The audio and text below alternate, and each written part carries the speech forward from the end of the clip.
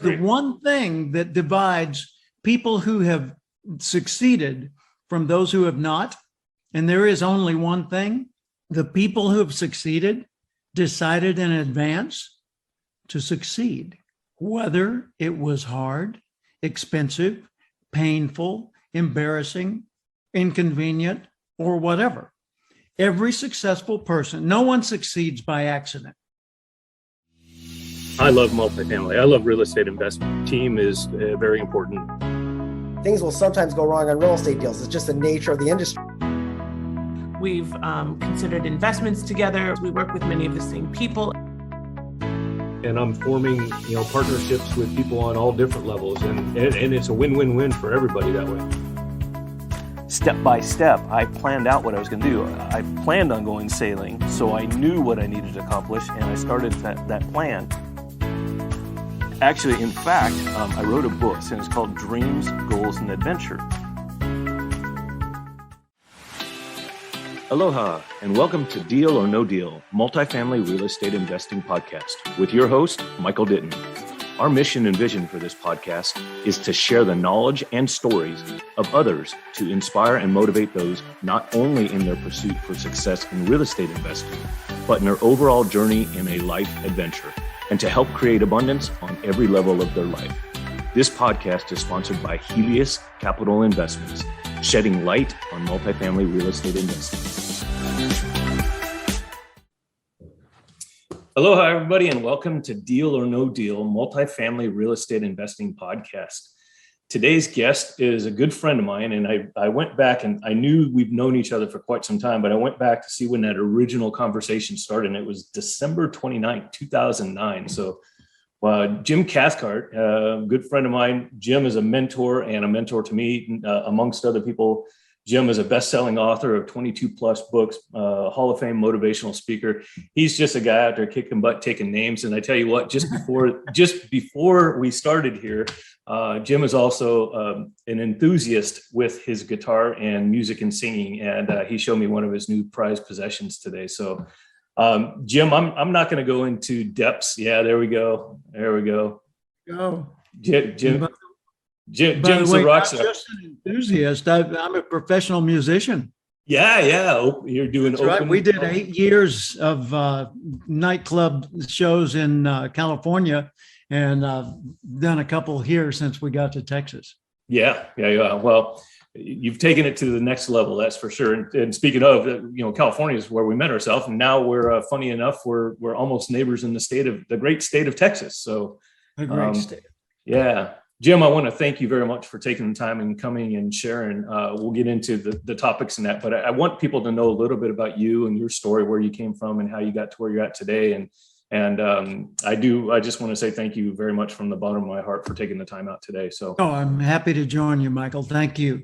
Well, I grew up in Little Rock, Arkansas. My dad was a telephone repairman. Mom was a homemaker, and my grandfather was in the front bedroom of our house in a hospital bed because he had had a stroke in his 60s and was disabled completely, couldn't speak or move for the last 7 years of his life. And Mom took care of him and my grandmother, as well as me and my little sister. And so I grew up in, lower middle class surroundings and didn't expect much. I expected to have a nice life and be a nice guy. And do okay, but I never expected to do great things. And so, I graduated at 176th out of 430 in my high school class, went to college for a couple of years, dropped out, worked at every kind of job under the sun. I played the guitar and sang in nightclubs. I drove a truck. I unloaded trucks and boxcars. I was a bartender, a bill collector, repossessing log trucks in the Ozark Mountains at age 22. I did it all. And I was looking for something, what am I going to do when I get to be a grown-up? And I was newly married in 1972. I married in 1970, and in 72, I was working as a government clerk and newly married with a baby at home and no money in the bank, no college degree, and no connections in the community.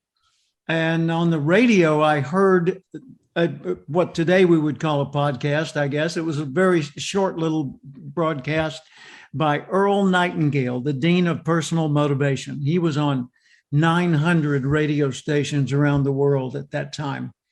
And he said, if you'll spend an extra hour every day focused on your chosen field, in 5 years or less, you'll be a national expert. In 7 years, one of the world's leading experts on your topic. I did the math.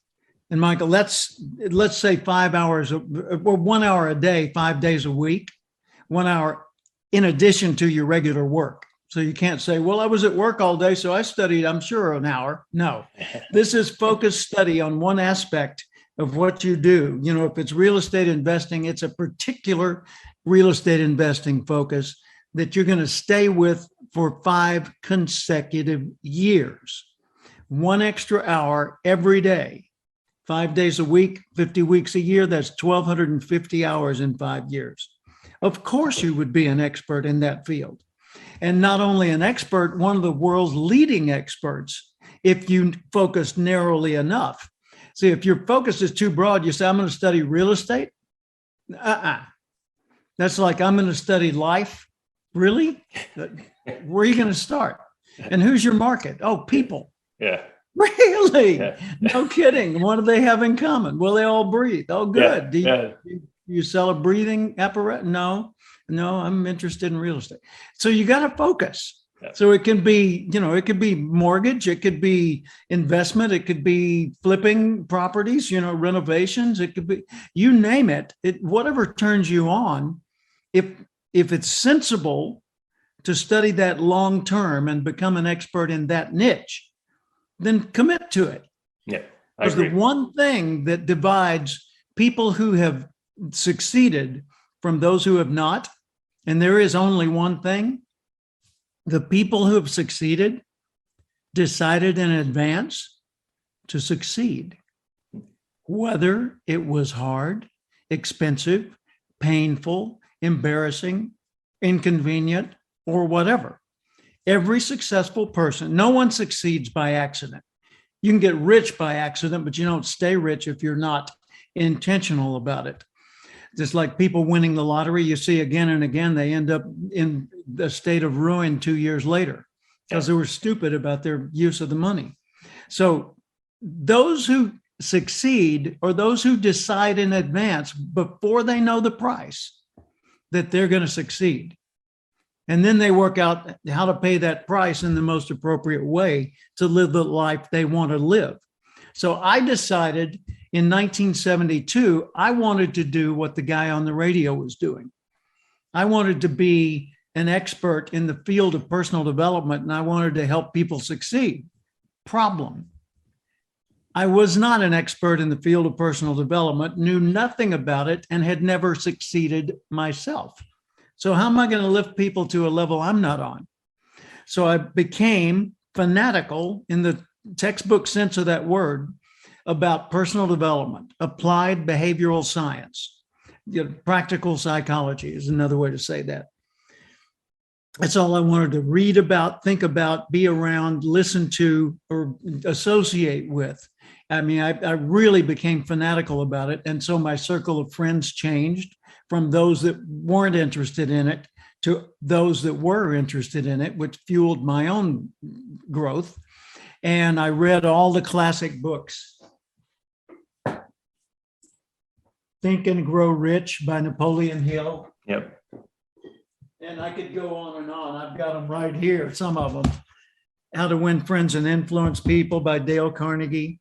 Yep. Power of Positive Thinking, Norman Vincent Peale. Zig Ziglar, see you at the top. And that's a picture of Zig and Norman Vincent Peale on the back. And this Think and Grow Rich book, by the way, is a first edition. So that's a museum piece right there. Yeah, that's a keeper. It's a keeper regardless. Yep. Yeah. So I built a huge library of all these things, recordings as well as books. And I got around to other people that were into personal development. And man, I started doing better rapidly. And I joined the JC's, Junior Chamber of Commerce, which was big at the time. And they had a course called Leadership in Action. And it was a group discussion about 4 sessions about goal setting, interpersonal communication, time management, strategic thinking, that kind of thing, leadership. And I got so interested in that. After I went through those 4 sessions, I said, when's the next one? And they said, well, we don't have a next one. You want to lead the next one? I said, well, how do you lead the next one? They said, well, here's the leader's guide, read that. Okay, so I led the next one. And that led to another and another. I ended up, Michael, you're not going to believe this, but it's true. I did 400 JC's meetings after working on weekends in 2 years. Wow. For no pay. In some cases, I had to pay to go to the meetings. Yeah. But I was leading, I was either doing a speech, giving a briefing, or leading a discussion on leadership skills for those 2 years. And 400 meetings, I mean, after about the first 50 or so, you start getting good at this, or you end up no longer doing it. You're compressing that 1 hour a day. Absolutely. And I always listened to the recordings of Earl Nightingale and people like him on the way to and from each of the meetings. And so it was constantly being reinforced. And I kept a journal of goals that I wanted to achieve and things that I had learned and all that. And it just grew and grew and grew. And within a couple of years, I was selling. I left my government clerk job, which was paying $525 a month. I mean, why would you want to leave that, right? I left that and went into the business of selling Earl Nightingale's motivational recordings door to door to businesses. And then I got a job offer from the USJC's national headquarters in Oklahoma. They said, would you come to Tulsa and be in charge of leadership training for all 350,000 members? Wow. And so I did, and for 2 years flew around the country and did presentations for huge conventions and small groups and taught other people how to lead these leadership training courses. And I even wrote some more courses that they're still using today. But that was the entry into my world of, being a speaker, trainer, consultant, and today mentor to other speakers and trainers and consultants. So I work as a guide, a strategic advisor for people who are success seekers, whether it's investing in real estate, whether it's selling real estate, whether it's, doing fitness coaching or working as a professional speaker or an author. I work with all kinds of businesses, but it's just such fun. And I've been in the same field for 40 plus years. And as you mentioned, I've written 22 books, 23 actually. Here's number 23. Nice. All ready to go. And number 24 just needs heavy edits and it'll be ready to go. So both of those will come out probably this year. Looking forward and to it. I've delivered paid speeches, professional speeches in all 50 US states, all provinces of Canada except the Yukon. Around the world. Yeah. I did from 2015 to 2019, I did like 19 lecture tours of mainland China, 23 major cities, hundreds of thousands of people in the audience, and through an interpreter every time. Wow, what a ride. I would imagine. What a ride. I would imagine. And not just China, I mean the whole thing. Yeah. Well, I know ever since I met you, I knew that you're a heart-centered person, and you've always had that desire to serve and help others, which has helped you basically become who you are. Because I do believe in what comes around goes around. So if your heart is in the right place and you want to share with others the gifts that you have, and see that ripple effect go out there in the world. And of course, that is a huge reward in itself. And I've seen that in the way that you and I were introduced is I really wanted to start speaking. I wanted to get on a stage. In fact, we were working on something way back then. Yep. And that's the reason I originally sent that message out to you. And of course, fast forward down the road, we got to know each other. You were up in Alaska when I was up there, and we got to spend a little time up there. And then when and you were the guy who sold my son the home he still lives in today in California. I know. And Sonia, I don't think it was last Christmas, the Christmas before, I got a message. I think she said either 19 or 20 years. She said, "Thank you very much for selling us the home that we spent our 19th or 20th Christmas in." When you and I first talked, I didn't even realize that, we knew each other in that circle. And then I found out, and I think that was a couple of years after I met you. And of course, real estate was big in my life back then. And I did really different back then than what I'm doing right now in the real estate investment world. And one of the things I'm going to ask you about is, how speaking plays a role, and you kind of touched on it, how it plays a role in everybody's life, whether they're in sales or communication, in relationships or anything else. But, in this field that I'm in real estate investing, to know that little niche or focus is really important. Like, I love multifamily. So I do a lot of real estate investing in multifamily, but a lot of our listeners, they're either multifamily, they're investors, just, they have other occupations, and, they're just trying to, hone their skills and the people that they're working with, and knowledge and everything else. We have wholesalers, buyers, sellers, and what have you. So what we're talking about applies to everybody.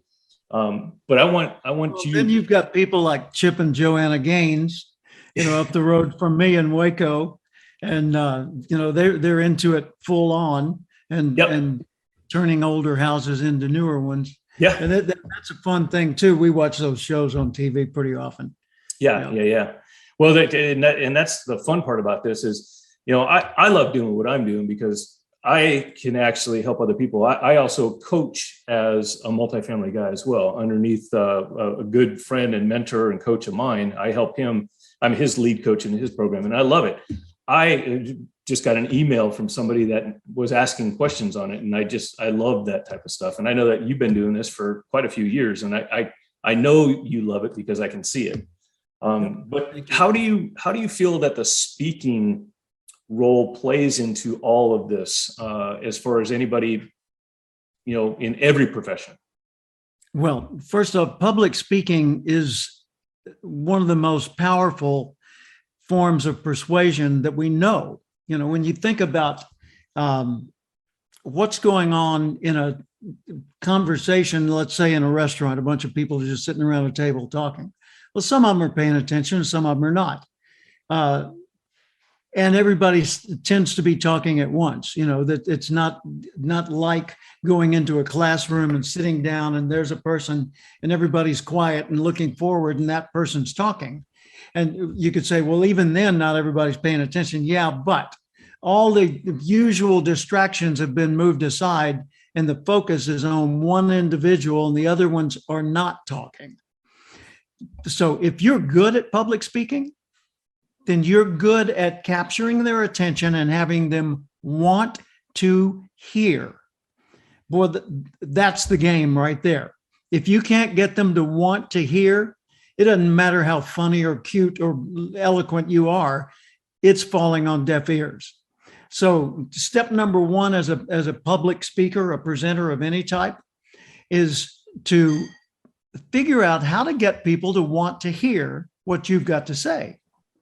So that means when I go into a meeting, let's say I arrive at a convention and I'm the featured speaker for tomorrow morning's program. First thing I want to do is I want to go see that meeting room and see what the atmosphere is like and see if the lighting's going to be okay so that they'll see my face. Because even if I have slides, this is my number one audio visual. I want them to see my expressions. I want them to hear. I want a good microphone so that they can hear the nuances in my voice. If I talk loudly or I emphasize or I get quiet and I pause, I want to be able to use pauses like I'd use words, because a pause has meaning depending on its length and when it's used. So all these things, these are all my tools. And if I can't use my tools, then I'm handicapped.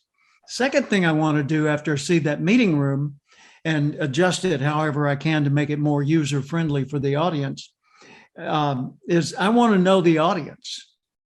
So yeah, Jim, we gave you all the information on our website. You talk to our people. You've been to our convention in the past. You know us. Not enough. Because I could get to a convention, and out of the more than 3,300 conventions I've presented at in my professional speaking career, I've experienced almost everything you can name. I mean, there was an elephant on stage in one convention. I've had buildings catch on fire during my speech. I've had people have a medical emergency in the middle of one of my speeches, and I had to stop and get a doctor and get the person evacuated. I've been in places that were freezing cold, and places that were sweaty hot, and places with no ventilation, and the lights went out, and the president got assassinated during the meeting. And oh my God, I've gotten all kinds of things like that. So I want to know, once I get to that next meeting, even if I know who the group is, what's going on? What's new, Michael? Did anyone resign last night? Was there a bankruptcy declared that we weren't aware of? Something exciting and wonderful happened this morning before I got here.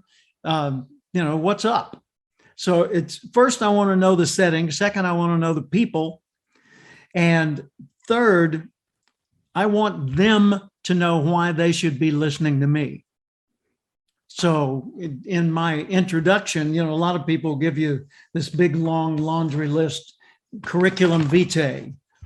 Our speaker today is the executive vice president of the blah, blah, blah, blah, blah, blah, and he went to university and he got degrees in the following, blah, blah, blah, blah, blah, and they're all tuned out. Here's how my introduction goes. Our speaker today is Jim Cathcart. He's the author of 22 books, past president of the National Speakers Association, has a TED Talk that's in the top 1% with over 2.5 million views. He's known around the world in the field of personal development, but there's another side of him that's even more interesting.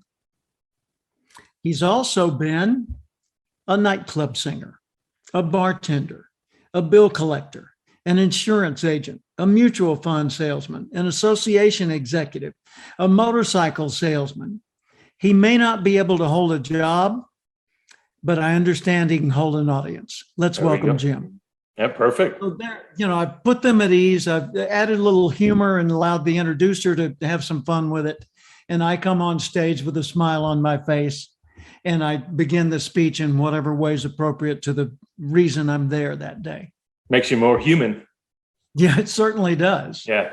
And the atmosphere, knowing your audience, this is something that you do as a professional speaker. And quite honestly, it can wrap around pretty much in anything that is done today. I mean, a salesperson wants to know who their audience are, what the people are, the things that change that may make a difference in that person's life and in the deal that they're doing. And it's the same with everything that we do. So realistically, the better we hone our skills in this arena, the better we can communicate with people and communicate effectively.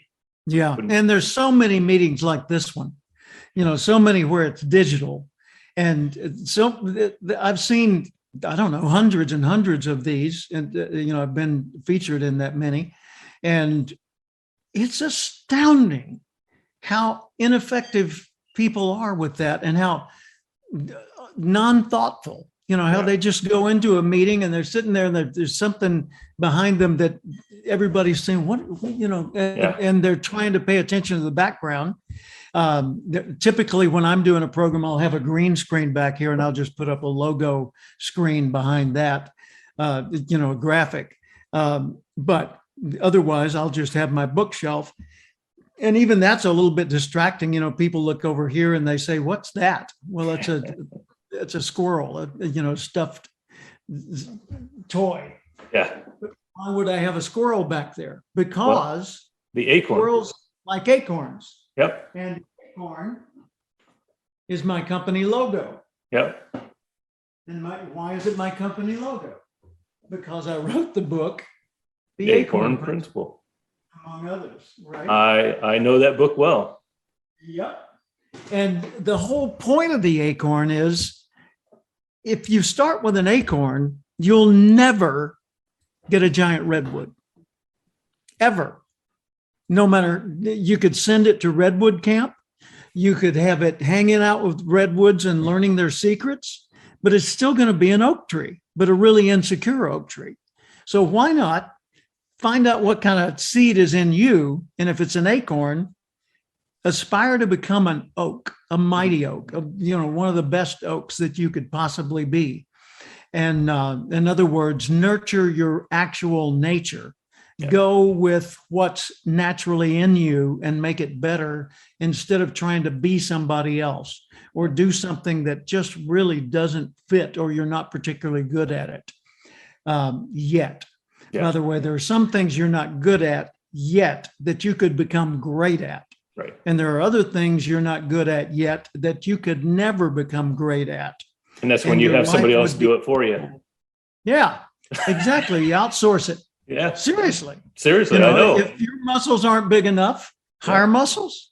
Oh, I'm big in teams and networking and all that stuff. So there you go. If it fits within the world that I'm living in, it's a necessity and I'm not great at it, I guarantee I can find somebody that is.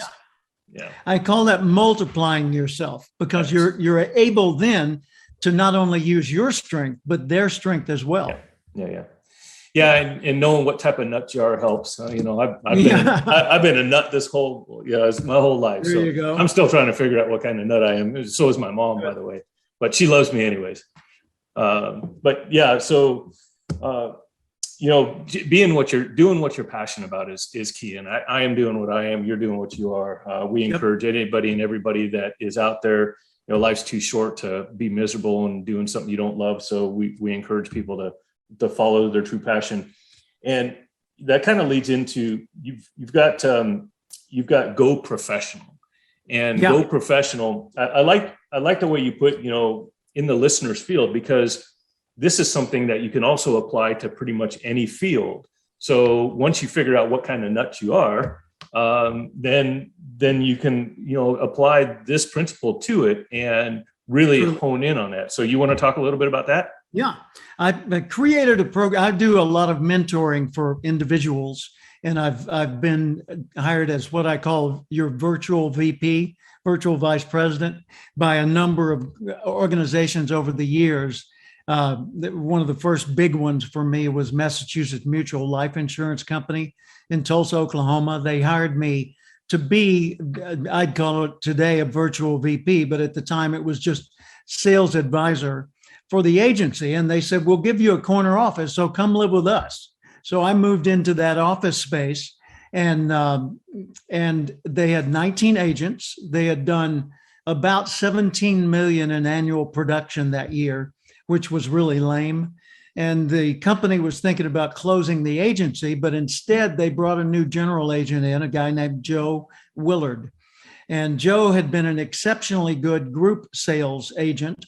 So he came in as general agent, and he said, well, I'm not going to run my agency like all the other agencies. I'm going to run it like all the other successful businesses, regardless of their field. And he said, one thing I want is a motivator on site. And he came to me and he said, would you do a seminar for my agents on goal setting? And I said, sure. So I did that. And he said, love it. And so did my agents. Come move in with us. And I said, well, wait a minute. He said, no, I'll give you a retainer, a monthly retainer, and I'll give you a corner office, and you can hire a secretary. You can use our secretarial pool for the bigger things, but, hire your own assistant, and you can use our conference room for meetings, and you coach my agents and do our sales training and be my personal confidant and advisor, and we'll have a deal. And I said, well, okay. So I moved in, and the first year I put all my focus on them, but then I started getting requests from other insurance agencies around the company, all within Mass Mutual. They said, hey, the things you guys are doing in Tulsa are really paying off. Come teach us what you're doing. So I'd go out and do that. Well, I did that over time for about 35 mass mutual agencies around the country. And then the home office hired me to create some training programs and do some consulting work for them. So that was nice. But the first year I did, I think, 10 engagements outside of that agency for other companies. The second year I did 28. The third year I did 64. I soon got up to 123 speeches or seminars for other groups around the country every year. Now that's 240 round trips. Yeah. So I've spent a lot of time out of town, but then again, there's still 100+ days in town when I was working with the agency. Those 19 people, although we had some turnover, we stayed at around 19. They grew from 17 million in annual production to 231 million in annual production. Same size sales force, same agency. That's a nice, healthy growth. And it's the truth. Yeah. And we were winning the President's Trophy and all that, getting celebrated in all these conventions, and people kept saying, hey, what are you doing? Teach us, teach us. And so that got me started outside of the insurance industry into banking and financial services, and then real estate, and then a whole bunch of other fields. And by the way, my own background, I studied real estate. I was thinking about becoming an agent and almost did. I took the test and could have, but I ended up I was studying real estate law, and I was working in urban renewal. So I came into it from that direction, and then chose not to go full commitment to it. Well, I think you found your true calling, and you've done it quite well. So I think it was a wise decision. Not that you wouldn't have been good at real estate, but we're happy that you're doing what you're doing, and you're able to share what you've been able to share with as many people as you have. So thank you. Well, what I'm doing right now is I'm doing a mentor program that I call the Going Pro Experience. It's for someone that decides now's the time for them to kick it up 2 or 3 notches to the much higher levels of their success. They could have been successful for a long time, but they're ready for a big growth spurt. And that's what Going Pro, my program, is designed for. And it's 8 weeks. And this starts soon. It's starting in just a couple of weeks from now. 8 weeks of 90-minute Zoom calls with me and a very small group of success seekers who are all not in the same field necessarily, but they're all committed to grow into their next stages rapidly. And I'll be coaching them each time. And then we'll go through that 8 weeks. But in the 7th week, we all come to Austin, Texas, which is where I live. And we spend 3 days here in a mastermind environment, going, just really deep with each individual and focusing on what they need to do next to make sure that all this pays off for them. And then we follow that up with one more of those Zoom calls. And then I can be available after that, Nice. by email and text and phone and such, depending on what the person wants. But the cool thing is that 8-week period, they can transform their life in those 8 weeks, because my full attention is on them, and there's only very few of them at a time that I'm doing this with. And then we get to spend that in-person time. So this is a pretty cool experience for people to become more intentional, more accountable, more disciplined, more knowledgeable, and more honorable on every level of everything they do in their business. Well, I'm a big believer in this type of stuff. It's helped me grow to where I'm at, and I won't stop doing these type of programs for as long as I'm in business and want personal growth as well, not just business growth. Dynamite. Yeah, cool. Well, and if people want to enroll in that or want to check it out more fully, have them go to Cathcart, my last name, .com/goingpro. Okay. GOINGPRO. Okay. Thanks. And we'll make sure it's in the show notes. Okay. Yeah. Cool. we've pretty much hit on the topics I've wanted to pick, but there's one that, I like to ask, and it's kind of a unique off the cuff question, but I'm just going to ask it. Good. So, Jim, we know it's not going to come anytime soon because you're rocking this world, and we know that you're here for a while. But when that day does come, that Jim Cathcart has passed on, what does that legacy look like that he's left behind? What is it that you truly want to leave behind in this world? Excellent question. By the way, all the viewers, all the listeners to this program today are invited to that party.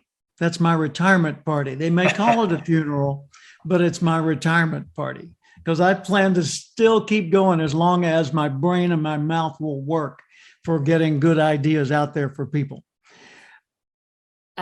Years ago, I did a very intense 2-day counseling process with an executive coach. And he had me tell him every story from my life that I could ever recall, from my earliest childhood all the way through. And then he wrote all this on flip charts and posted them all around the room. And then he went back and he circled all the milestones or the turning points. And he made observations about all that. And then we came up with a purpose statement. Actually, he called it a passion and purpose statement. And he put it on a little laminated card and gave it to me. Let me reach for it. His name was Tom Voccola, Voccola. And Tom, at the end of this process, gave me this little laminated card. And what it says is my passion and purpose is the summary of all those flip chart pages, all that dialogue. And this absolutely nails it. My passion and purpose is to achieve the fulfillment of life through me. If you think of the life force as existing throughout the universe, it needs portals. It needs a person, a puppy, an amoeba, a lake, a tree. It needs portals to express itself. And the life force through me, I want it to achieve what in the Bible is Jesus's quote in John 10:10. I've come that they would have life and have it more abundantly. Well, that's what I want to do for the world. That's why I was so inspired by Earl Nightingale that day I heard him on the radio, because he was doing what I feel at the core of my being that I would most like to do, and that is to help other people live more abundantly. So we came up with this statement that summarized all of that was on the walls. My passion and purpose is the fulfillment of life through me, and I do this through intelligent observation. So becoming more intelligent about noticing more and seeing patterns and principles that are behind the patterns. Vocal appreciation. In other words, I don't just admire someone, I tell them I admire them. I don't just appreciate someone, I show my appreciation. Like in China, I saw a beggar with no arms, had a basket around his neck for people to give him money. And he had a wonderful smile as I walked past him. And I turned around and went back and I put some money in his basket. And then I looked him in the eye and I did this gesture from my hand, from my heart outward toward him, just like a thank you gesture. Mm-hmm. But I looked him in the eye and smiled. And then I walked away, and my interpreter who was walking with me said, that was a lot of money. And I said, no, the money I gave him was maybe $18 to me, but a fortune to him. Mm-hmm. I said, but I didn't go back to give him money. Mm-hmm. I went back to acknowledge him as a person and have him have at least a moment of feeling equal to other people, not looked down upon by other people. Yeah. So it's through vocal appreciation. Mm-hmm. And through full self-expression, which means I live my life as fully as I can think to do it. I ride my motorcycle, all over the place, twisty, windy roads, and have a ball doing that. I play guitar and sing in clubs and at parties and at special events. I give speeches all over the world. I write books and articles. I'm online with people virtually every day. I've done this week, I think I'll have done 4 podcasts. Last week, I did 3 PBS shows where I was a co-host plus a podcast. It's what it says here is I do all these things in order to inspire myself and others. Notice I said inspire myself and others to live more courageously, more intelligently, and more joyfully, so that we will all have life and have it more abundantly. Nice. Very nice. That's very nice.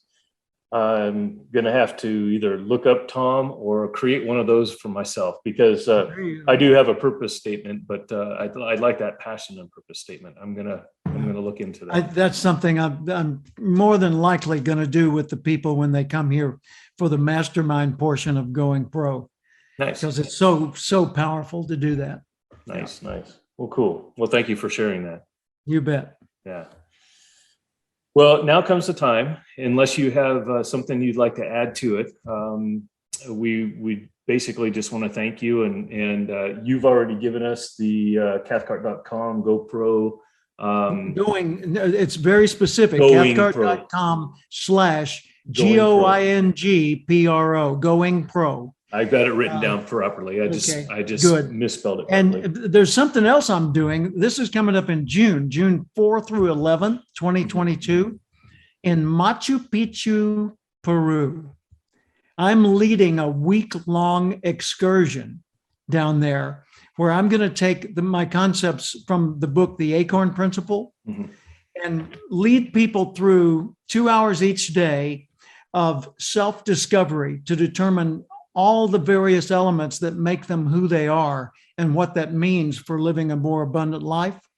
And so it's self-discovery, and learning it about yourself makes you see it more in other people. So it's also about empathy. And the other 22 hours of each day, we're either going to be sleeping or exploring Peru. And we're going to go up to Machu Picchu. We're going to go to the native villages, to the Sacred Valley, to all these special places. And it's the number 1 destination on people's bucket list in 2022. So if you're going to go to Machu Picchu, do it with me. And it's on my list. Good. Make it a week that will change your life for the better. Yeah. And the way you find out about that is 3 words: excursion, me, Peru. Write them as one word. That's the website, excursionmeperu.com/Acorn Principle, PRINCIPLE. Okay. And I'll confirm all these with you before I post them in the show notes. Cool. I'll put them down in the show notes. And that one I may talk to you a little bit more about as well. Super good. Yeah, I'd love to have you there. Yeah, that'd be fun. Yeah, Crystal and I, that'd be something. Before I took off sailing, I had a big map on the wall, and I put pins and everything, places we were going to go, things we were going to see, events that we wanted to go to and everything. And we're just starting a new one again. And that's definitely on there. Good. Well, this is led by a professional excursion company. So Nice. They've got all the details handled. I'm just the subject expert that's guiding the thought process. And each morning we'll have that little 2-hour session where I'll do the guiding and teaching. Each evening we'll have about an hour devoted to storytelling, and we will tell stories from our personal lives and stories about our experience that day. And I will teach people storytelling techniques. Cool. So at the end of the week, you'll also be a better storyteller as well. Nice. That's always good. All right, cool. Well, Thank you, my friend. This has been delightful. yeah, likewise. Thank you. And we don't get enough time to chat together, so we'll have to do more of it. There you go. All right. Well, All right. everybody, Jim Cathcart, thank you once again. And to all of our, we've got listeners, because this is going to be on audio, and viewers. This will also be on video. So we'll be able to see Jim Cathcart here on our podcast, Deal or No Deal, Multifamily Real Estate Investing. And thank you, Jim, for taking the time out today. And all the listeners, I'm sure, are going to be just pleased to be able to see this one. So thank you very much. Thank you. Well, stay safe and thrive. You better believe it. Thank you.